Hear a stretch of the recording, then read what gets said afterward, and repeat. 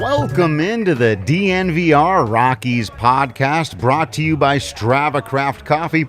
Remember to use the promo code DNVR25 because you'll save 25% off your entire purchase of that CBD-infused, deliciously rich, and potentially life-altering Strava Craft Coffee. And don't forget to subscribe at StravaCraftCoffee.com. I'm your host, Drew Creasman, managing editor of DNVR Rockies. With me here in studio is beat writer Makayla Perkins, joining us soon via remote from near Coors Field. He's down at the ball game covering today's 2-1 loss to the New York Mets, a series clincher in the rubber match. Rockies had it right there. Actually had a potential series sweep out there in front of them, Makayla, but end up going down in this one.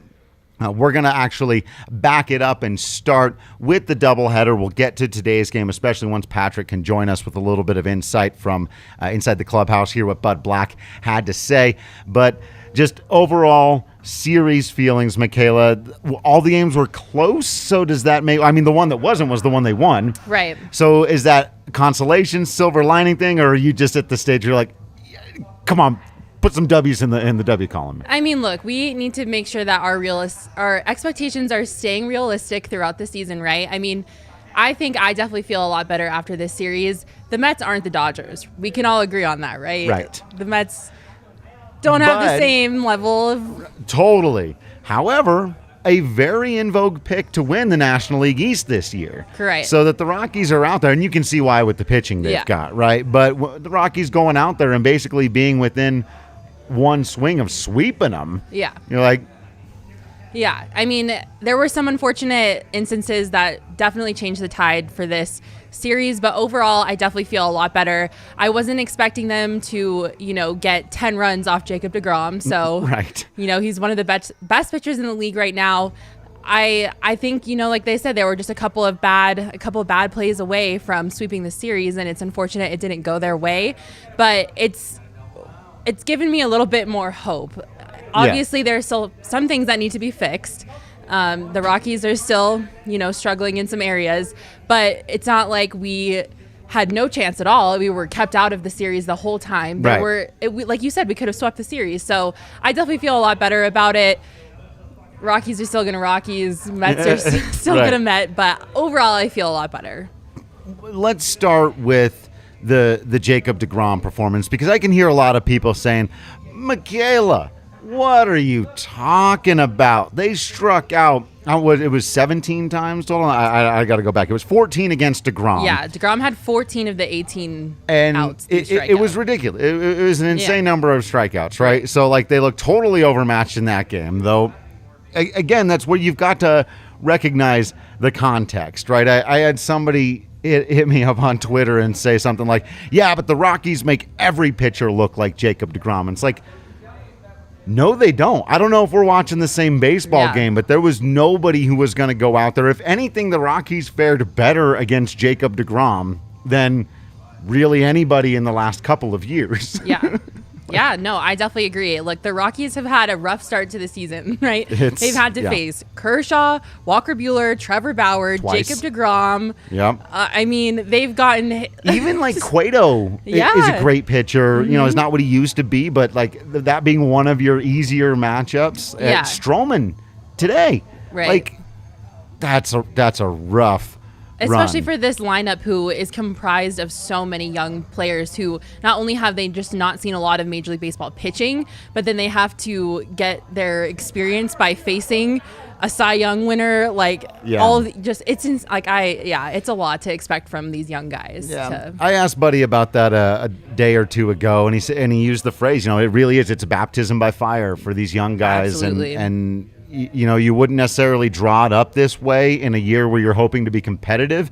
But from a learning standpoint, he was telling me this is an education. There's no better education at what you need to be able, the level you have to get to, where you need to be able to hang, than going out there and seeing some of the best pitchers in the world and going, oh, okay, I need to learn how to catch up to this. Now, DeGrom, look, tip your cap. There is a reason I drafted this guy number 1 overall in our Superstars draft. Got me 3 points, by the way. I got my W. What? No? Somehow, some way, that really was the immovable object. I mean, the dude was incredible. He was one strikeout away from beating the record of 9 consecutive strikeouts set in 1970 by Seaver, right? Tom Seaver, yeah, Tom Seaver. So, I mean, yeah, it was rough. And it was another one of those really funny innings where it was like before where Trevor Bauer went in with the no-hitter. Yeah. Like, we were all expecting, even, I'm sitting there, I saw the 2 names he had to get. It was Fuentes and Hilliard, 2 guys who strike out a lot.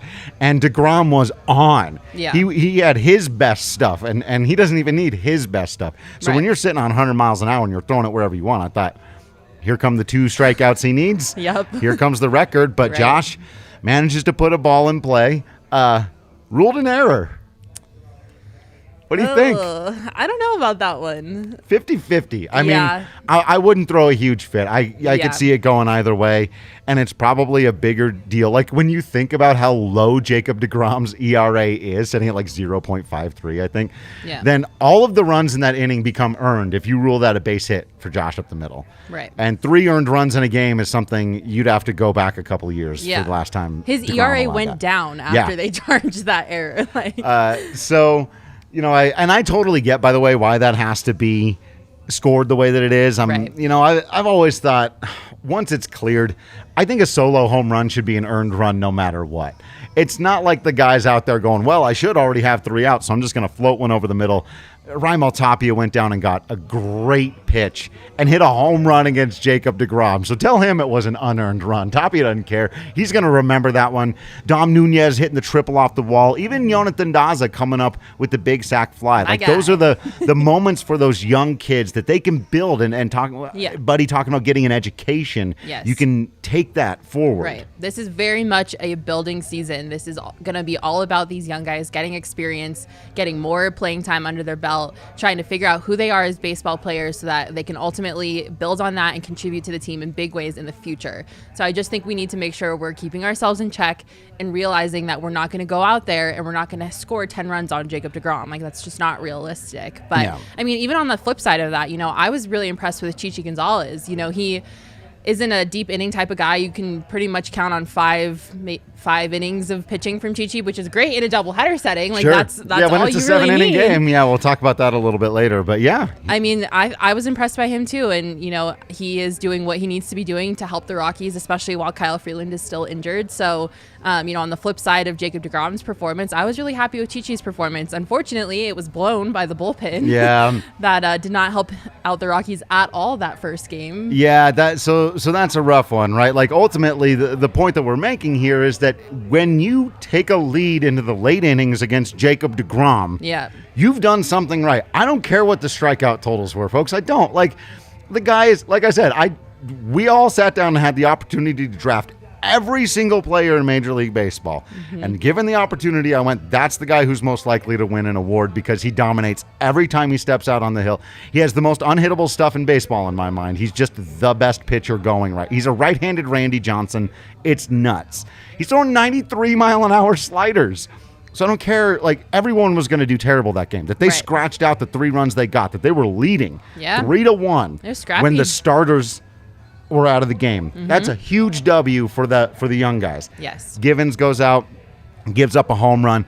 God, I feel for that guy. It feels like every mistake he throws ends up over the wall. Like, he hasn't been as sharp as he needs to be. Mm-mm. But in that particular inning, it was like he threw 12 pretty good pitches and one hanger right down the middle to Pete Alonso that might have killed somebody. All it takes is one mess up, and people just completely forget all the things that you've done up until that point. And I feel for him. Givens has been put into some precarious situations. They're really relying on him to come in the middle of the lineup to get some big outs for the team when they're either ahead or they need to do it. So it's not like he's only coming in instances where he's facing the bottom of the lineup and there's not game circumstances that are on the line. Like, they're really relying on this kid, and for the most part he's doing what he can to contribute. But then when you have things like a solo shot from Pete Alonso to kind of change the tide of the game, it's rough, and I feel for him. But you got to dial it in a little bit more. Yeah, and then Bard, a similar situation, blowing it there. The Rockies are 3 outs away from winning a baseball game that was started by Jacob DeGrom, Yep. and Chichi Gonzalez. Yep. They're 3 outs away from the W, and they're handing the ball to probably the guy that most people feel the most comfortable outside of Marquez. We'll talk about that in a minute. On this team right now. And Daniel Bard, who was so lights out last year, has been pretty good, but he hasn't had a lot of save opportunities this year with the Rockies not being up. He came out and he was just spraying it around early. They jumped right on him. They got their runs. He did finish the inning with pretty dominant strikeouts of Alonso and McNeil, so you could see him kind of get the feel back just a second too late. And you're like, man, what a way to lose a ball game, because you don't even know that it means anything for Daniel Bard moving forward. Right. It just would have been a feel-good one to steal, right? Yeah, absolutely. I mean, who would have thought that the Rockies would have had a chance to win a ball game against Jacob DeGrom? Right. And so I'm sure he was very much aware of that fact when he came in the game. And then, 4 straight base hits later, including a double that, would give the Mets the victory. Like, I'm sure we don't need to let Daniel Bard know that was not great. Like, I'm sure he's very much aware of that, and he was aware of the situation that he was in when he was brought into the ball game. So unfortunate for him, especially because, we've all, I think, looking at the bullpen as a whole, like Bard is like that one guy where you're like, okay, like he's not the worst out of everyone in there. So like I feel comfortable with him coming into a game. And I hope, this doesn't change Rockies fans' opinions about him, because I still think he's going to be the reliever and the closer that the Rockies are going to really need all season long. And I think he will live up to, those good expectations, but it's just hard. It's hard to see someone, falter a little bit there and below the lead. Well, we'll cheers to the fact that the Rockies were up in that one. I do think that's actually, despite what we're going to talk about here in a second for Game 2, I do think the most impressive thing that the Rockies did this weekend was enter the final inning of that game up, considering the 2 starters as we talked about. So, and those of you watching YouTube, you'll probably notice I got a pretty darn big beer down at the DNVR bar. This is the Mountain Beach from Rec Broom. You got to love that. But that's one of the many, many perks that you get for being a DNVR member. You too can have a beer just like this one. It's bigger if you're not a member of DNVR, or it's smaller if you're not a member. I flipped that up. You got to become a member. You get the bigger beer. You understand how it works. But you also get discounts on hats and shirts and masks. You get written content out the wazoo. You can define that however you like. And you get a free Holistic stick and a free shirt from our friends at Holistic. Well, the shirt's from us at the DNVR Locker. The Holistic Wellness stick from our friends out there. Fantastic stuff. It's just 10 milligrams of CBD focused on recovery. Gets you nice and settled in. Very good stuff. I highly, highly recommend the CBD. You all know I'm a big fan of it. If you've never tried it before, here's a great way to get a little bit of free sample when you just become a member of the family here. Like I said, all that written content, the shirt, you get discounts on stuff. You get access to our Discord channel. You can come in and hang out with us, talk to us about whatever movies you're watching, other sports you're watching. Rockies Talk 24/7 going on in there. Always a great place to be. And just become a member of the family. There's endless possibilities. I think that's right. We should write that in. Endless possibilities as a member of the DNVR family. And one of the things we also hook you up with is great sponsors like our friends at Gabby Insurance. Stands for Get a Better Insurance. That's literally what they do for you. The reason I know that, they did it for me. Took less than 10 minutes, cost you absolutely nothing. No obligation, no emails, no text messages, nothing. None of that stuff that can make any of these kinds of things really irritating. At Gabby, you just go to gabi.com/DNVR. You enter in some information. Like I said, it takes less than 10 minutes, and they save you money. Simple as that. For me, it was $480 on car insurance alone. Our guy Eric Weedham saved over $1,000, $1.3K at Gabby. Got all kinds of stuff insured, does that guy. But whatever your situation is, you're probably paying too much for home or car insurance, and our friends at Gabby, through no obligation to you, no money out of your pocket, no annoying text messages or emails, just save you money. Check them out today at gabi.com/DNVR. All right, Makayla, Game 2, the Rockies, it seemed like, came out like you were talking about all the pitchers they've been going up against, and it's like the guy swinging a bat with the donut on. It just felt there was like, oh my gosh, there's somebody on the mound who's never won a Cy Young award. Right? Yeah, I'm sure they were so happy that they finally didn't have a pitcher throwing upper 90s on the mound that day. They were like, movement. Lucchese, all right, let's do it. Right. And it's like, and it's funny because they've actually struggled a little bit in their past against Luke Casey and more soft tossing lefties when the team was good. We can be frank, right? We're all family here. You're subscribed, right? That was kind of one of their Achilles heel. That's the phrase I'm looking for, right? Those soft tossing lefties.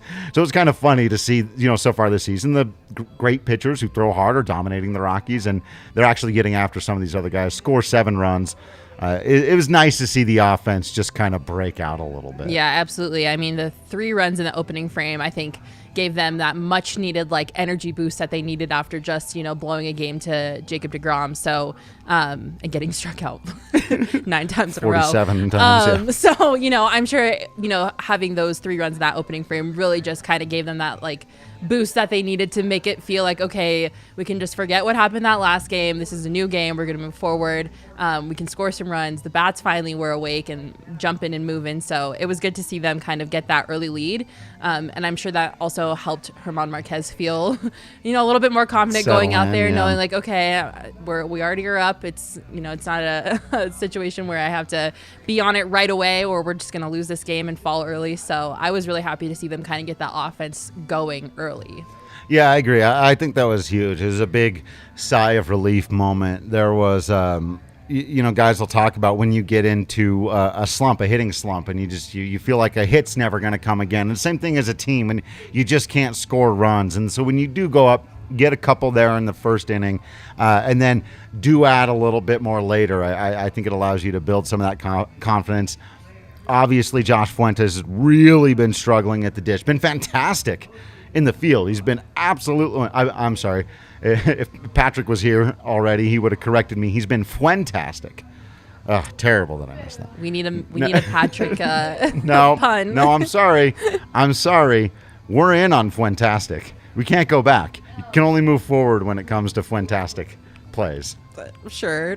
I won't argue with you. No. But the 3-run jack to give everyone tacos and epic home run call by Spilly, by the way. Totally. Awesome. Fantastic. Awesome Hall of Fame call. You got to love that. But the big... It should. It should be a Goaties nomination. That's a great point. Just him screaming the word tacos the second the ball makes contact with the bat. Fantastic. Can you imagine if it had landed just short? Oh, God. It would have been terrible. He would have been so embarrassed. But a big moment for Josh and also for the team. It was kind of the dagger, basket, like they say in basketball. That was the moment where you go, okay, they're going to finally win a baseball game. Yeah, no, it was awesome to see. I mean... It's hard to watch them struggle because they're obviously not generating offense on purpose. It's not right. It's not like they're going up to the plate and being like, I'm just gonna strike out because I feel like it. Right. Who cares?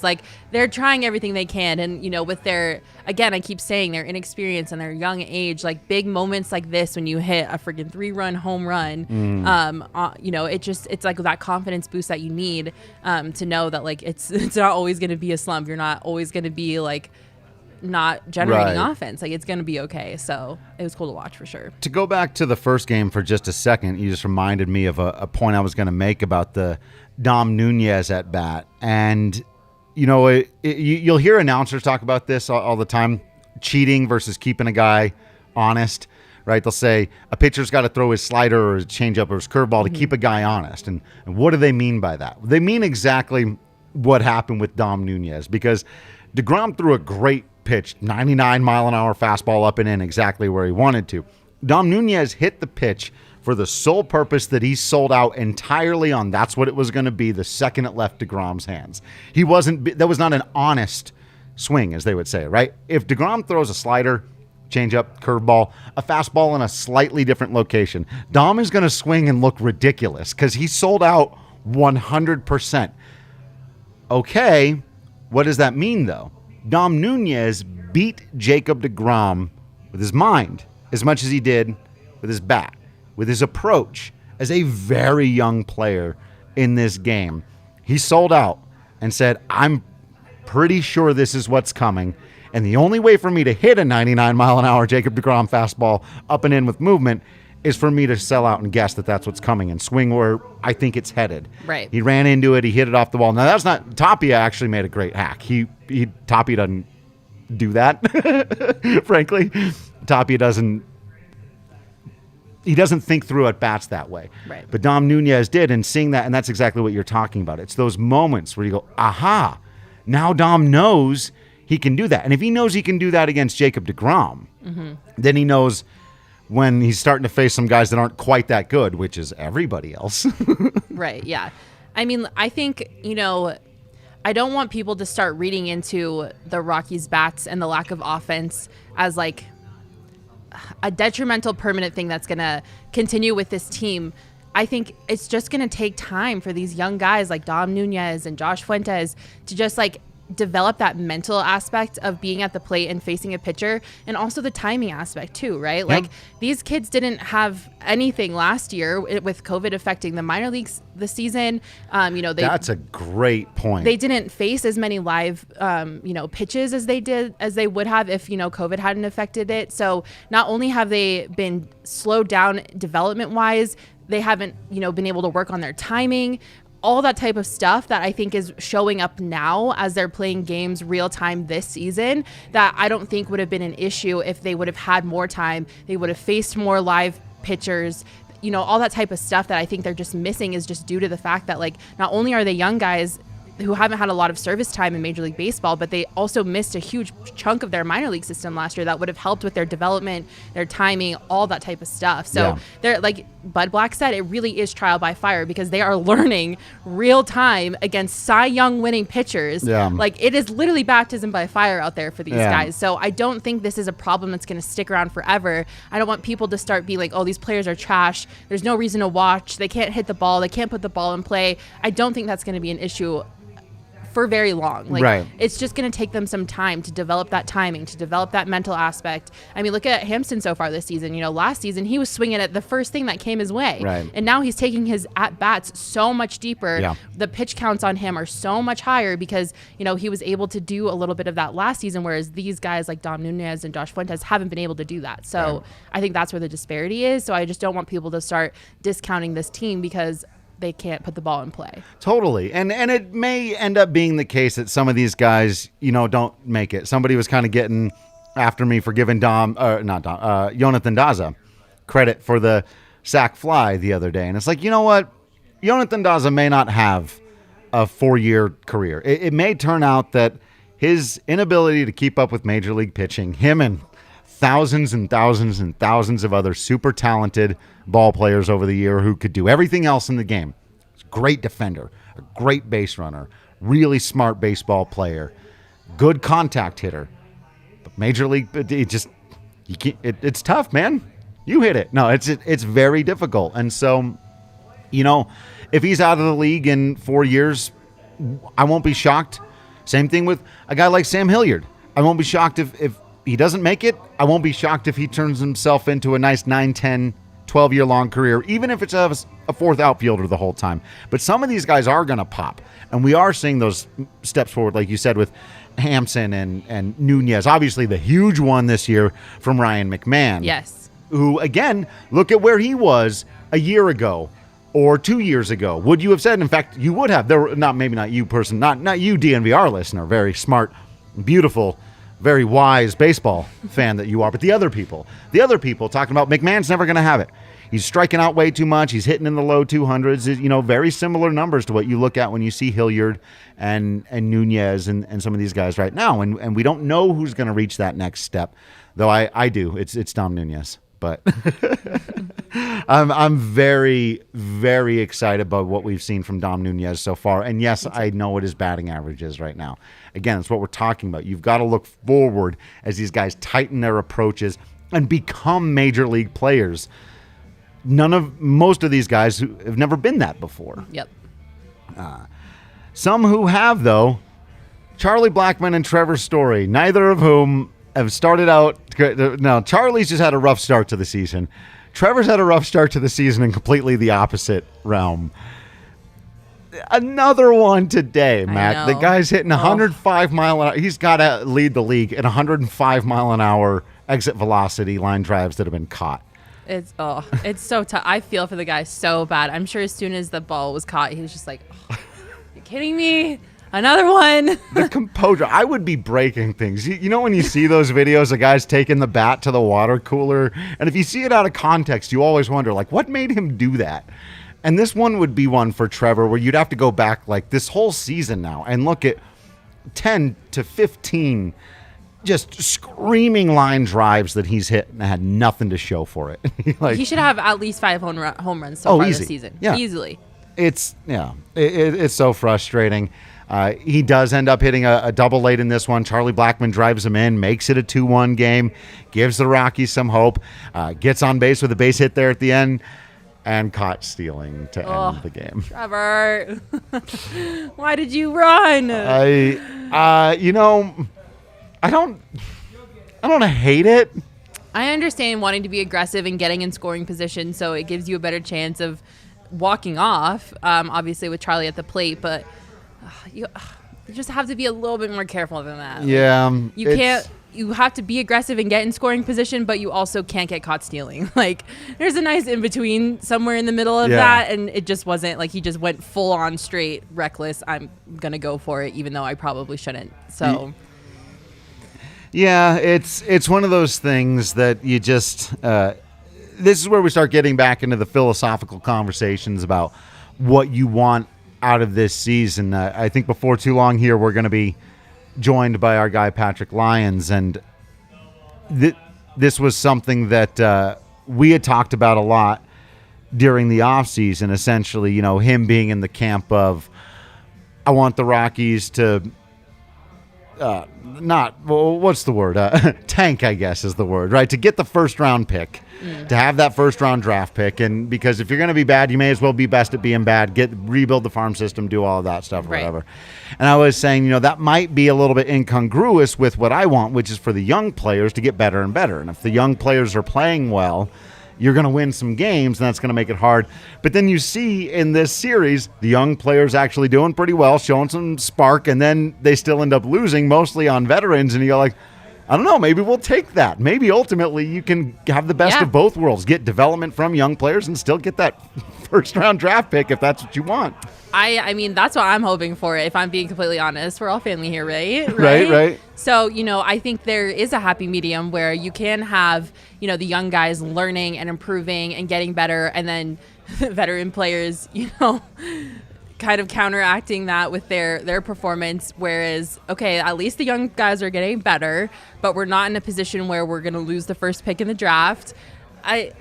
It's tough. I at least I'm a little bit more neutral. Before I was just like complete tank, like everybody sucked, like let's just be a fire, like just be horrible. Like if we're so bad, like 2018 Baltimore Orioles bad, then there's no way that Bridich can stay as the general manager. We don't have the first pick in the draft. Like, but at least I'm a little bit more neutral now, where like I really do want to see, you know, the young guys get better and improve and get more confidence. The bullpen to figure itself out. The bullpen's one of those things where it's like if you want that perfect medium, the bullpen being bad is the best case scenario, because bullpens turn over, and by the time the team's going to be good next, probably most of the guys in the bullpen right now won't be here. So, you know, like I had high hopes for Michael Givens. I don't like seeing Daniel Bard struggle. Robert Stevenson looked really good today. We've talked about Jordan Sheffield, you know, some of these other guys. So those guys could maybe be a part of your future, but it's not a devastating loss if literally none of these relievers are even here in 2 years, right? Yeah. And whereas it would be a bit of a devastating loss if all of these position players tank, right? All the guys we've been talking about. So you're like, well, if those guys are going to do their part and then the bullpen implodes, you are kind of getting the best of both worlds if that's what you want. I mean, look, bullpen struggles are classic Rockies. Like, it's been the story of this team for how long now? Like, so I guess, I mean, you're absolutely right. If the bullpen sucks and they're the reason we're losing games, then fine, so be it. Like, who cares? And it's good news if you took the under before the season on 63.5 wins, if that happened to be your case. We did tell people to take the over, and I'll tell you what, I told people to take the under. That's right. I said take the under. That's right. Patrick and I both had the over. I do think they're going to get over that still. Again, just seeing the quality of the pitching, especially the way Gomber has kind of settled in.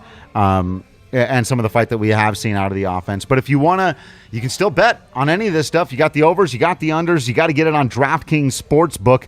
It's the best sportsbook app anywhere that you're going to find. You know your baseball, you know you do. You got to get you all set up, but you might know your basketball, you might know your hockey. And if you do know your basketball, actually, you don't even know your basketball to take advantage of this promo code.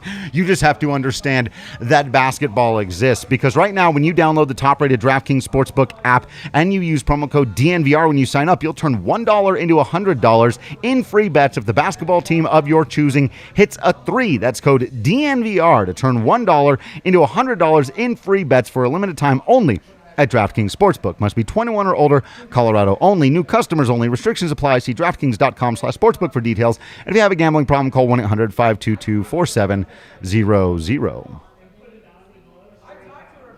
Do we have Patrick? Oh, I see. We're getting ready for Patrick. I love getting ready for Patrick. I need a good preparation spirit to be ready for that too. We love Patrick's insight. Very valuable. Yeah. We need some Patty in our lives. We do. So before we get to that and talk a little bit more about what happened in this game today, let's go ahead and start on Marcus Stroman. I'm sure Patrick will have plenty to say on that as well. But another fantastic pitching performance out of him today. I've always loved that guy. I've wanted the Rockies to acquire him for years. Any longtime listener to the podcast has heard me talk up Marcus Stroman for a very long time. And you saw again why today. Out there pitching, having fun. Can you believe that? Making a stupid but also unbelievably amazing defensive play that we're going to see for a while. But, Mac, when you see a guy go out there and do that, on the one hand, it's frustrating that he's kind of, mowing down the Rockies and such. But it's also a reminder that a certain approach, a certain ability, you can do well. And maybe, especially when it comes to Stroman, a certain attitude, you can do well at Coors Field. And he showed it to us. Yeah, absolutely. I was really impressed with Stroman today. He gave it to the Rockies on the mound. He looks so great, and it's hard for me to cheer against him. But I'm a big Stroman believer, and I love the way that he plays the game. And he did what he did what he needed to do today. Yeah. We do now have Patrick. Am I there? Am I had? Fantastic. Am I had right now? Yeah. You have me? Am I had? You are had. You are had by us, and we are happy to have you. Happy to be had. Thank you. Thanks for welcoming me on, gang. How about the Rockies? What'd you make of Marcus Stroman today? All of it, everything. I'm sure there was a talk with Buddy as well. He likes to talk a little more about his own players, but all of it, man, at some point you got to tip your cap. Yeah, that's all you can do at that point. I do think about an alternate reality in which the Rockies maybe would have gone out and acquired Marcus Stroman because we know they were certainly interested in him, and they saw how he pitched right there in the early June, or maybe it was late May of 2019 when the Blue Jays came to town with Vladdy Jr., and he looked poised to break out, and he's pretty much done that since then. But as you said, Buddy, was very complimentative. That's a word. Sure. Of Stroman. He pitched well. He has so much spin. I mean, even here at altitude, that was very evident. His cutter and sinker just has so much movement. It's hard to pick up on both those pitches when they come out of his hand. Does a good job of tunneling. So, you got to tip your cap to that guy, and you say, hey man, those Mets, they got some good starting pitching. And that was the difference so far this weekend. You know what this Mets team reminds me of, actually, is the Rockies from 2017 and 2018, right? With this just dynamite starting rotation and a lineup that's got Pete Alonso and Jeff McNeil and Francisco Lindor, and then a bunch of guys who were kind of struggling to make it happen, and that's why these games were close. Patrick, we did talk about, if you're looking for a silver lining in this one, the Rockies were one good play in games 1 and 3 away from sweeping this thing. Was there any sense of positive momentum or lessons learned, or a young bunch that's right there coming out of the clubhouse today? Well, none of that was really mentioned by any of the guys between Story, Buddy, and Senzatella. But I mean, I guess that is a silver lining. It really is the great way to describe it, because the team, frankly, just is not very good. But they're not getting blown out of the water. They're making these games interesting. They're competitive. And again, when you have a roster maybe that isn't that talented, or that has as many flaws as this one does, you go, well, even if it is close, I'm not terribly interested. So you understand why there was 13,000 there for a doubleheader yesterday, 13,000 today. Attendance is kind of down considering the Rockies can get 20,000, but if you just look at a man, what each guy is doing, contributing, these inexperienced players, these lost boys, I might even want to call them young bloods. That might be another way of describing them. Yeah. They're doing a good job of doing what they can and controlling the controllables, and you like to see that.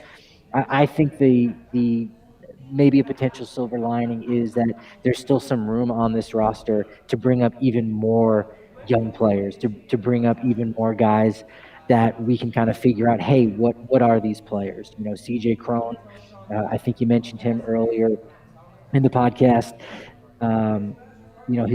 He's not contributing to this team as well as he probably should be at this point. Buddy was quick to mention that he does lead the team in on base percentage. That's important. I have a piece that's coming out Monday morning that looked at the fact that even with the great starting pitching that has come against the Rockies with Trevor Bauer twice and Marcus, and Jacob DeGrom. Chrome was in the mix of all of those, right? He's getting on base, drawing those walks. It's just the defense that's really hurting the team in such a major way. So he's misplaying some balls. He's making some good plays, but you move him off the roster. We'll see what happens with Trevor Story. That's two new spots where you can bring up a Colton Welker. Ryan DeLay can have some more time in the outfield. Garrett Hampson moving to the infield. Brendan Rodgers, there's that room. Let's see what Alan Trejo is made of. So there's room to really get an idea as far as what the future of this team is, because this it's not 2021, unfortunately. That is the challenging part, right? That's that silver lining. I mean, I guess we were kind of talking about this just before you came on, Patrick, about how during the offseason you and I were having these back and forths about whether or not the team should focus, especially once Josh Fuentes' cousin was gone. We did a lot of that.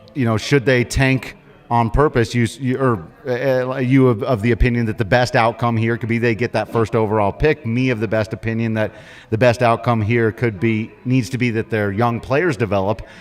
And they could end up walking that very narrow path that you and I talked about, where they kind of get both of those things. Like Makayla and I were talking about, if your veteran bullpen guys are blowing games, and that's the reason you keep losing and you're getting closer to that first overall draft pick, but you are having these nice moments from guys like Nunez and Hampson, and you can inject Colton Welker and Brendan Rodgers and Ryan Rollison into this. Ultimately, maybe you can lose a whole bunch of games, but have a season where you feel good about the future. Yeah, and that's how tanking is done ultimately, is you're not putting together a roster of, let's say, veteran players that just aren't very good anymore. Like, you still have your young guys in there.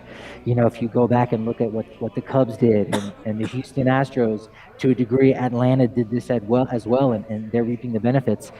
Once they started losing 100 games consistently, by the time that second or third year rolled around, some of those prospects that they had just drafted or that were already in the top end of their minor league system started to come up, started to develop, started to contribute to the major league team. That being said, even if you had a roster full of all young players, that team is going to lose those, 1/3 of the games, right? You're going to win a third, you're going to lose a third. It's what happens in the other 50-plus games that makes the difference. And a veteran club like the Giants, they're going to eke out those wins. We saw that in San Francisco last weekend. A young club like the Rockies, they're just simply not, and we're seeing that. So, the idea of tanking isn't one where you're putting out crummy players. You're just not going to try to improve your roster. So, hey, whatever young guys we got, we're going to keep them and give them an opportunity. But even if they play, pretty well, it's not going to add up to a lot of wins, unfortunately. Yeah. You need those veteran guys to rely upon. And talked about they've got to make that transition at some point too, playing all the young guys. But I think we'll see that. Somebody I'm sure was talked about in post game today has got to be our draft king of the game from today. We had good pitching from the Rockies throughout the series, first of all. So we'll get to today's draft king in just a second. But just from the starting pitching standpoint, Makayla talked earlier about Chichi Gonzalez hanging in there and doing his thing and really making a strong show of himself. We haven't talked a ton yet about Marquez, though. So let's talk first about our man Marquez getting a complete game. Technically, yeah, right? Yeah, it counts. All 7 innings. That's right. But nice to see that. I had written in our Discord for members who are members that I really wanted to see him come out and dominate, and then I wasn't 100% sure he did. Look, 7 innings, 2 earned runs. That's good for anybody, right? Unless you're Jacob DeGrom, that's not under your average. But still, I don't know. How are we feeling? Patrick, we'll go to you first, but then Mac, I want to get your thoughts on this as well. No, Herman did exactly what he needed to do. It's kind of, strange. I don't want to harp on any kind of negatives. One of two things. One, I would have loved to have seen DeGrom against Marquez. Yeah. Yeah.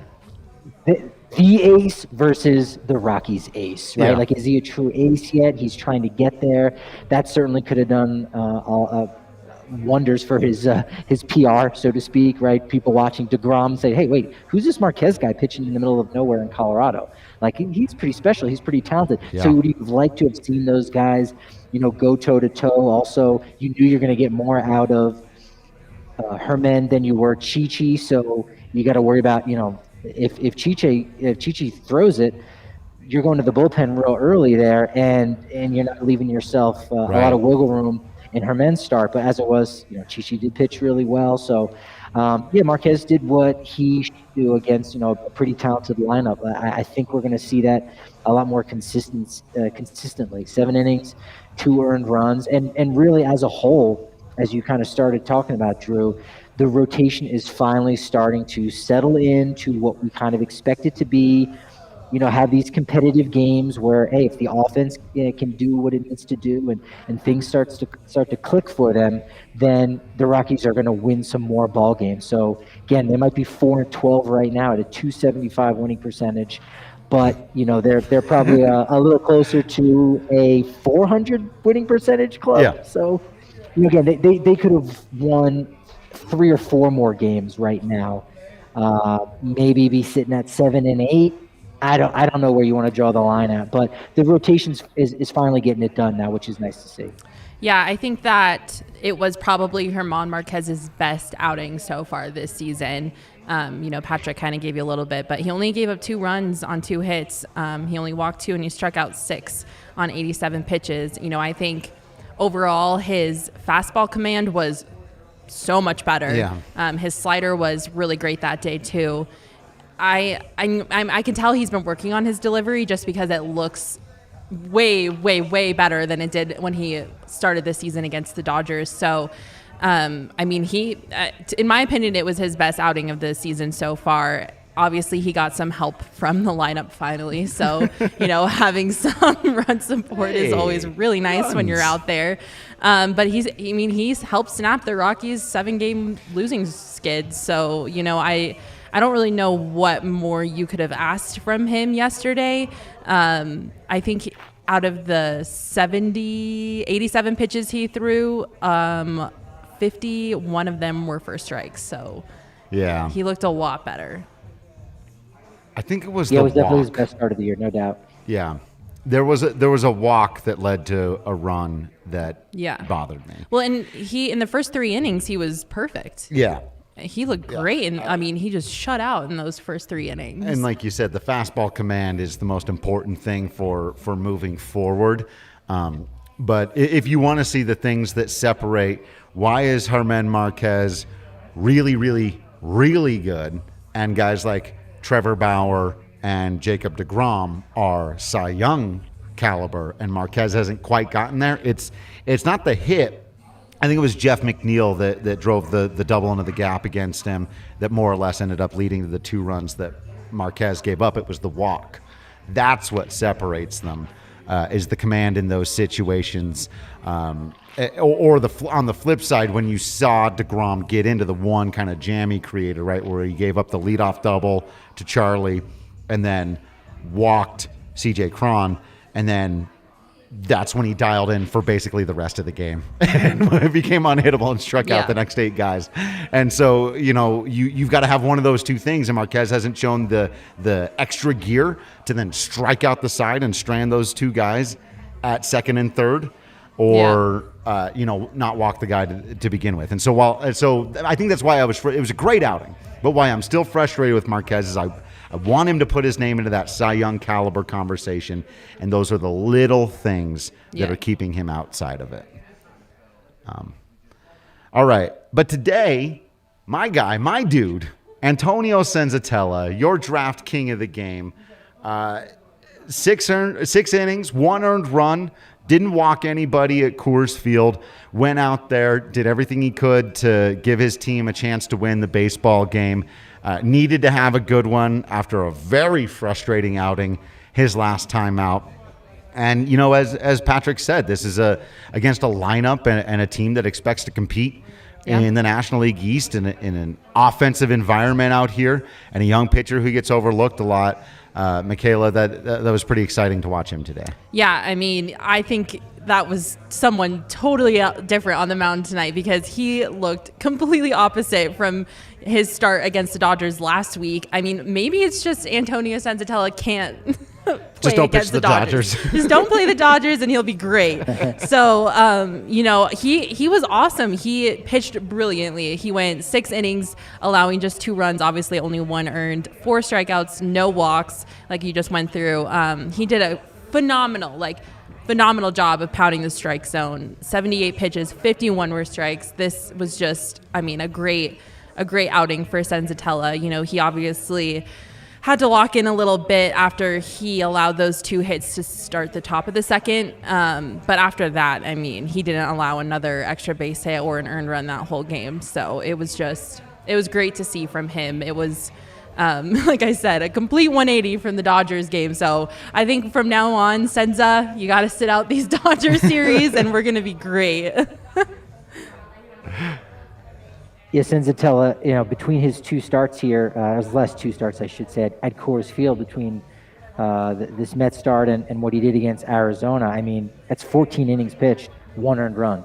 Wow. Right? Yeah. He looked fantastic. He had 8 shutout innings against Arizona back on April 7th. So he's kind of linked those 2 together at, Coors Field. And unlike, Jacob DeGrom, who had 14 innings pitched, 1 earned run, over the course of 2 starts, actually had 14 strikeouts in consecutive starts. The one thing Senzatella is not doing is striking guys out. He's letting guys put the ball in play, and yet he's inducing the ground balls. We've been seeing that. That's his calling card. His changeup is looking really solid. It's getting there on par to what we've been seeing from John Gray so far this season, and Kyle Freeland when he's at his best. So that's been a real key, the use of all 3 of his pitches today. That's one thing that Buddy did mention about him. So we see these flashes, and they're much more than flashes. It's not just for the course of 4 innings, right in the middle of the ball game, or after the first time through the order he looked great and then things fell apart. Like he's getting it done. There are 6 innings with 1 earned run. Same thing with what he did against Arizona. He's got the Houston start. He's really starting to put together a really good resume to be that number 2 guy or number 2, number 3 starter that, again, has a lot of value and is reliable. He just has to shake those bad starts like we saw in Game 2 against the Dodgers and, Game 4 against the Dodgers. Also, so we have to write those off. And you can do that when a guy is pitching as good as he is against the other 28 ball clubs in MLB. Yeah. And in fairness, this Dodgers lineup could make any pitcher look bad. So it's not just Senza that is having a hard time. They can do that to literally anyone. So One of the things that, well, actually, let me do this first. After this, I may even head right over to Illegal Pete's. They're right down the street from where we are now. Got to get some Illegal Pete's. Glad to have them back on board with the family here at DNVR. You got to get some. You know what it is, but you know it's delicious. You may have been missing it for a little while. You may have been stuck inside too long, not being able to have your Illegal Pete's. Talk to our guy, Adam Mares. He knows the best things to get there. He's a big Illegal Pete's guy. They've got the location, like I said, just down the street here from the DNVR bar. They've got an ongoing promotion at all locations that offers a free draft beer or house marg with purchase of an adult entree when the guest shows a same-day ticket to any event. In the past, the Lodo location totally crushed it with the promo. So because you can come down to the Pete's right there after the game, obviously, if you're going to the Rockies games out there, swing by Illegal Pete's. Tell them the DNVR crew sent you. We really appreciate it. Just have a good time down at Illegal Pete's for us. You're doing it for all of us when you're having a good time at Illegal Pete's. You're also doing it for all of us when you manscape. That's right. You never know who may end up checking out you downstairs. And so for yourself and for anyone who may be down there, get manscaped. Look, you're going to feel better. You're going to smell better. You're going to be better. The best version of yourself is the manscaped version of yourself. Fellas, check it out. You can also use promo code DNVR at manscaped.com. They'll hook you up with 20% off plus free shipping. Whether you're trimming the hedges with that lawnmower 3.0, just getting the smelly good stuffs, as I like to call it, the spritzer, the deodorant, the most comfortable pair of boxers you've ever worn in your life. And right now with the performance package perfect package. I was going to say, that says performance twice. No, it doesn't. I just can't read. You get 2 free gifts. The Shed Travel Bag, which is awesome. It's a $39 value. And the patented high-performance, reduced chafing, Manscaped boxers. And it's real. They're not joking around. So again, use that promo code DNVR to get 20% off plus free shipping at manscaped.com. One thing I'll tell you what that makes me feel Manscaped all over again is these starting pitchers. Where are we going with this? How about the pace of today's game? Can Marcus Stroman and Antonio Senzatella pitch every game? What was the final time? Did we have that somewhere? 2.5 hours? 2 hours, 38 minutes. 38 minutes. We love that. 2 hours, 38. I mean, I'm all down for a baseball game that's 5 hours long, but if we can ever get a treat for a 2.5 hour baseball game, sign me up. Going into the 7th inning, so after 6 innings pitched, how many pitches do you think Marcus Stroman had? This blew me away. Any guesses? I know he was at like 75 in the middle of the 7th inning. Yeah, he had 58 pitches through 6 innings. So when he got on the mound in the 7th, I just thought, and because Senzatella had pretty much just come out at that point where they were going to lift him in the 6th, and Senzatella only threw 78 pitches. So he was still good to come around. I think they just didn't want him to face Conforto, who was already 2 for 3 against him. But otherwise, you could have leaned on him a little more. In fact, that would have probably preferred it. Neither one of them had to come out of the game by a traditional logic. No, again, are you, if you're trying to win the game, all right, fine. It's a 2-1, or actually it was a 2-0 ball game at that point. You put in Daza, who's been able to get on base at a solid clip lately. He's been hot when used. So you say, okay, maybe we can pull out a win. But again, is the win in what's more important today, right? The win or getting Antonio Senzatella so that he can complete his 3rd time through the lineup? Maybe even putting a little bit more on his arm since he only threw 78 pitches. Are we not being able to see the forest for the trees? Like, what's more important? And I think you could have leaned on Senza a little bit more there. Let him bat in the 6th inning. So be it, whatever it is, because we saw it again. Stroman, he batted 3 times. He grounded back to the pitcher all 3 times. Yeah, which is kind of interesting. But yeah, 58 pitches going into that 7th inning. And that was huge for him. His manager, I'm sure, could have gone to the bullpen because bullpen didn't get a lot of use. Since yesterday was, the only time that we saw them at all. He could have gone them, but instead, no, it was a little bit more about, let's see what Stroman can do. He's dealing. He had a shutout, whereas Senzatella didn't, but still, let Senza go. Let him see if he can get that 7th and 8th inning and finish that 3rd time through the order. I would have liked to have seen that. Yeah, I mean, we were talking earlier about how good Robert Stevenson was, and it was, he could be an interesting part of it. But I totally agree with you there. I would have liked to have seen that as well. I was surprised when I looked down, or when I looked up, I should say, and they were taking him out. I was like, there's not necessary, but okay. I could have gone either way on it. Speaking of pacing, fam, 7-inning doubleheaders, yay or nay? Why not? Yeah, I'm fine with it. It's, again, I'm traditional as it gets. It's amazing how, again, just kind of seeing this stuff in action, seeing it play out. Again, you got to give a little to get a little. And as wild as it is to now try to maybe recontextualize this idea that, he threw all 7 innings. You never went to the bullpen, but it wasn't a complete game. How does that happen? Oh, 7-inning doubleheader. Like, nobody reached base. So that would be a perfect game, but it's not because it was a 7-inning doubleheader. Yeah. Like, it's very strange, but this could be a creative way that MLB allows the season to run a full 162 game season, but it maybe take a little wear and tear off the players having these 7-inning doubleheaders. It's like the NFL adding a 17th game and then maybe eventually getting to an 18th game. It's like, hey, you know what? This goes the opposite way. It allows baseball to stay maybe at 162. Maybe it does get less. Who knows? I feel like on the inside I am 80 years old because I just don't want to get cheated out of 2 innings of baseball ever. Is that weird? No. I feel like that's very weird. I'm just such a stickler. You're getting an extra 5 innings. You're getting an extra 5 innings of baseball. 7 plus 7 is 14. That's 5 more innings than you would have gotten in a 9-inning game. Patrick, yes, so funny. No? This guy. No, it's I just true, like. Though. It's true. Baseball's supposed to be 9 innings.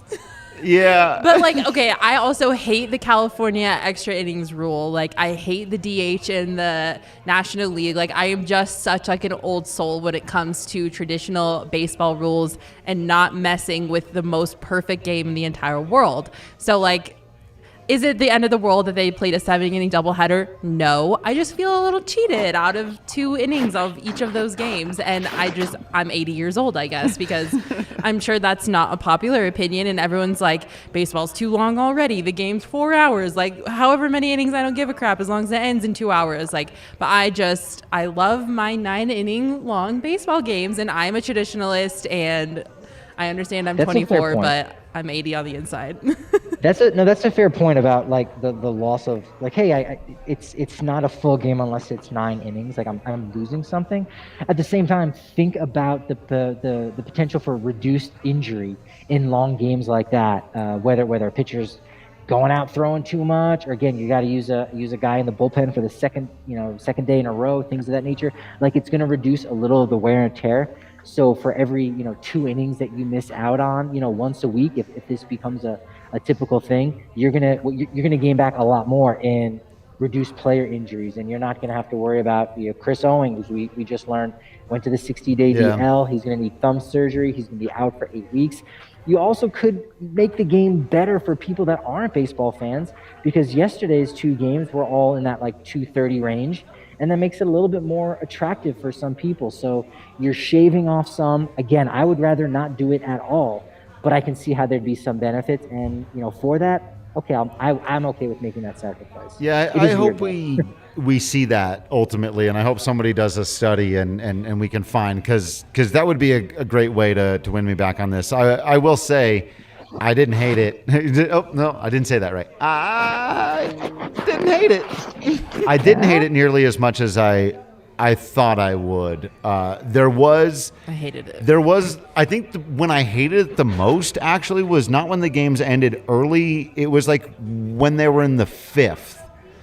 And it was kind of a big moment now. And it felt like the game kind of hung in the balance in the 5th inning. And I was like, this isn't right. This is the part that felt wrong to me. There wouldn't be a chance to counter punch there, and so it becomes a new game with a different strategy at that point. It changes the nature of the way the game is played, and just even those extra opportunities and like how many pinch hitters do you have to use. But I think Patrick's also right. Like, how many doubleheaders are we really going to see? Right. It's going to be pretty rare. As long as it remains a rare thing, I can see myself warming to it pretty quickly. It's a lot easier to accept when your team isn't good and you're just like, let's wrap this thing up, can't we?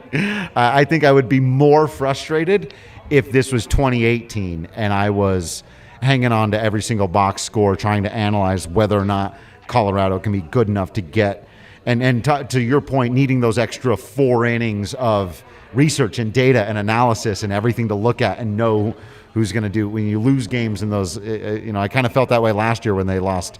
It seemed like every time with the California rule, every extra inning game the Rockies lost. And I was like, I don't know what to do with this. But now it's just like, let's wrap it up. No, you guys. What is this blasphemy? I love it. All right, final thoughts. If there was any evidence that the ratings go up in the 15th inning, I'm sure MLB would continue with that. As it were, people turn off once it goes to don't extra care, innings. Patrick. This is a good way.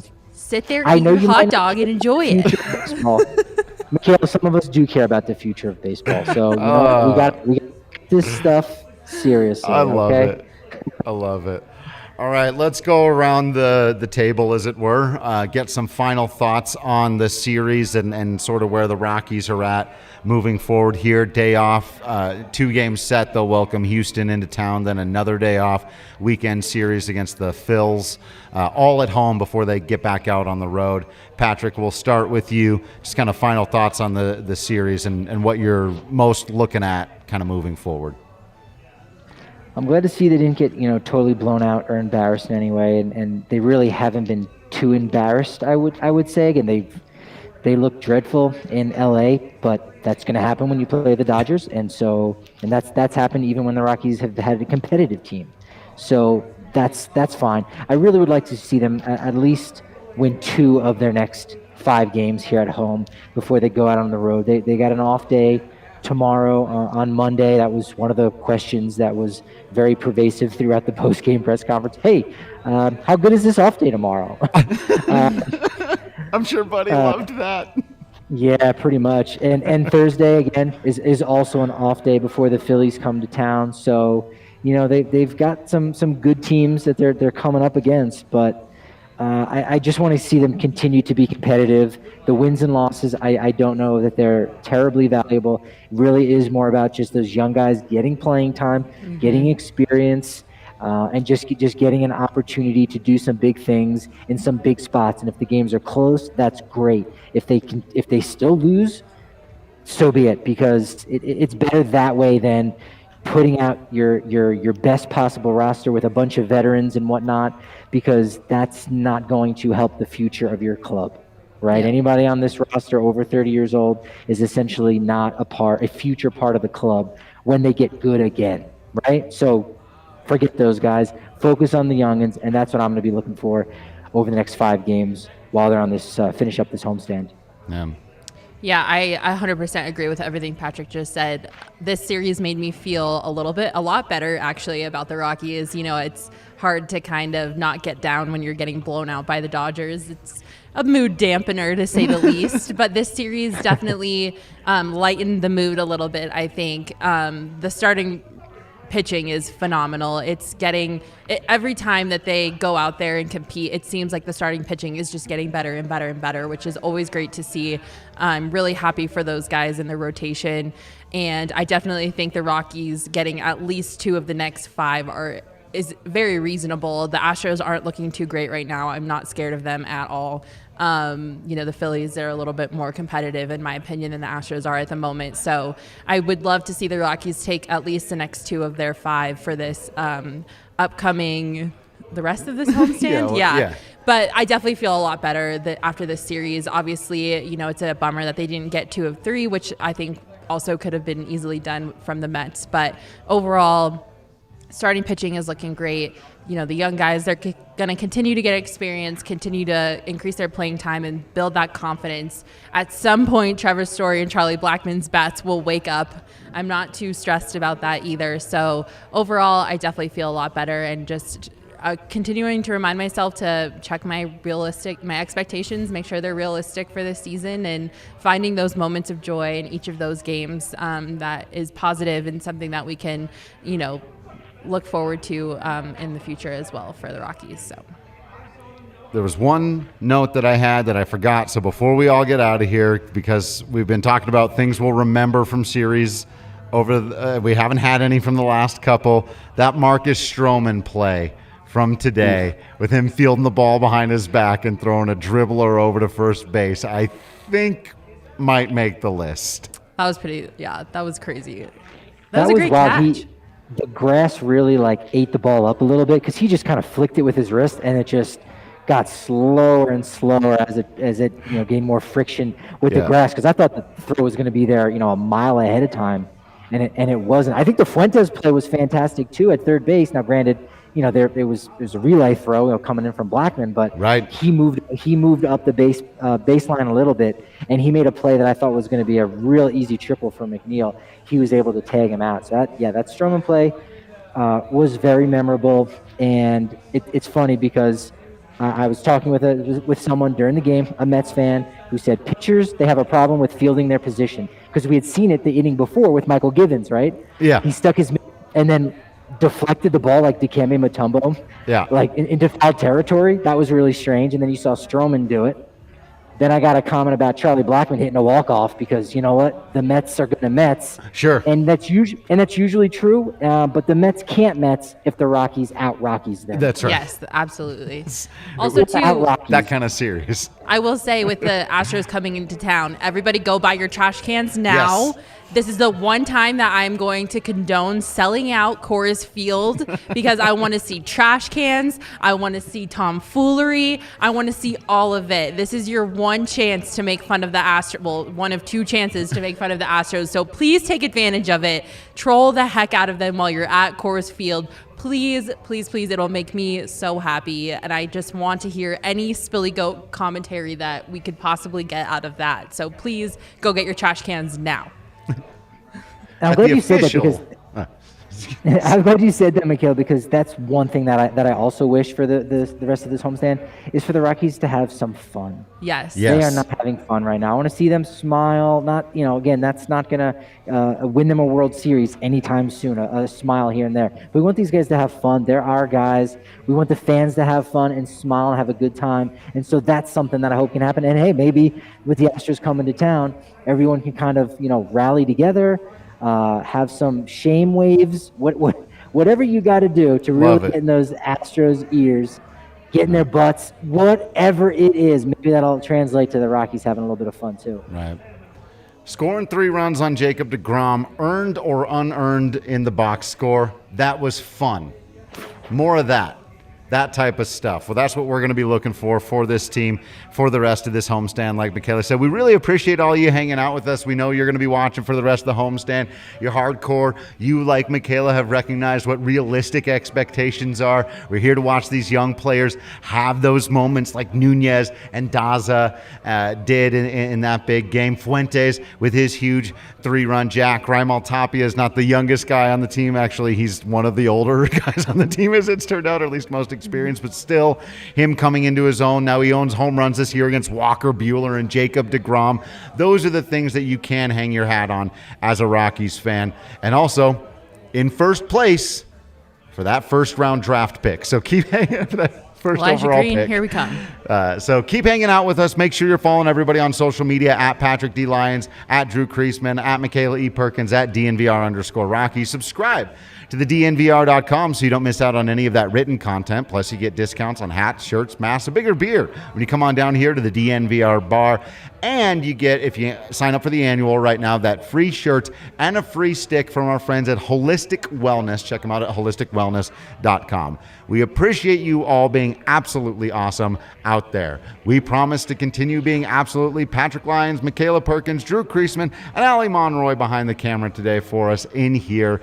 Thank you all, and until next time, we will see you at the ballpark.